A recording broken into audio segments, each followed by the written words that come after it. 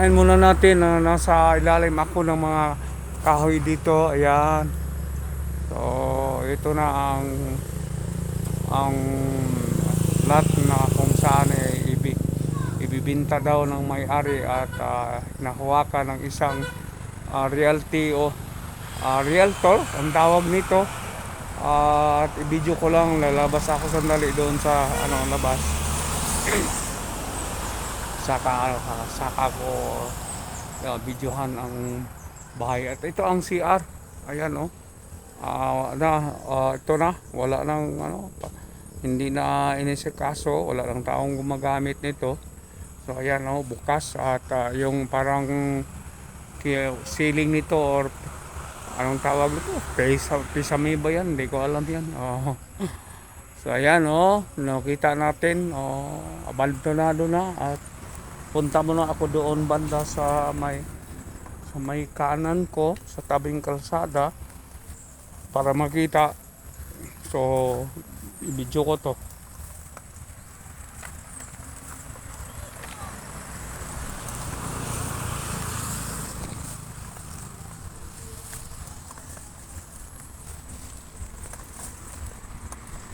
Hala, dito lang tayo banto. Dito lang tayo.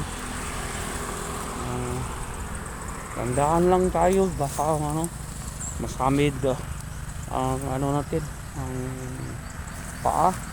Mahirap na, hindi pa tayo ganang kalakasan maglakad. Nakasunggod pa, may tunggod pa ako. O ito, may tungkod pa ako at dito ako magpwesto sa banda rito. At itong puno ng manggang ito, ayan, may dalawang puno pang niyog oh. Hindi lang dalawa to, pababa to. Ayan oh. At yung kahoy na yun na parang masukal na kagubatan, ito nga madamo na dito oh. Itong mangga na sinasabi ko kanina, mulaklak na good ito. So ayan, at ito ang nasabi ko na kanina na to 2,900 square meter plus. At siguro labas tayo dito. Ito ang highway na papuntang airport. Ayan, may mga dumadaan na sasakyan dito. Ito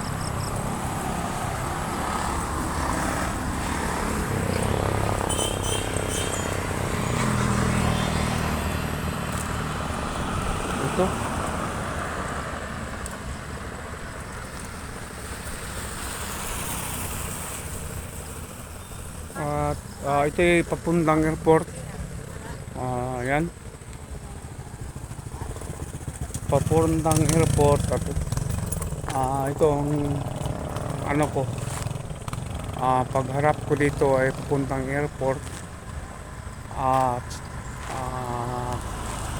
sa likod ko naman ay ito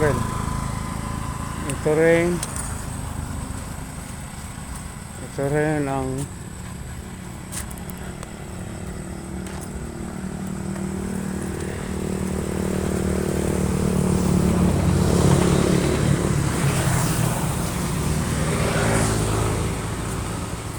papunta tong barangay at sa pa papunta pa to sa may isang resort dyan, hindi natin pangalanan. At ito ang bahay. Ayan oh. Ayan ang bahay na may naka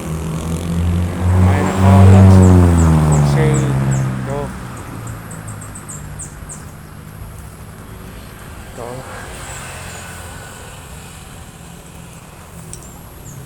Ayan, ito malapit lang to sa may commercial building. Ayan.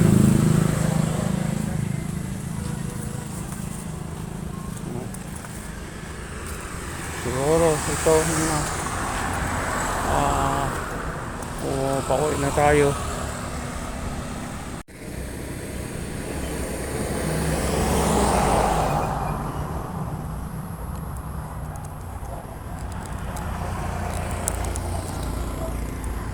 Thank you for watching. Please like and subscribe for more Calicod vlogs. Kindly click the bell button for updates.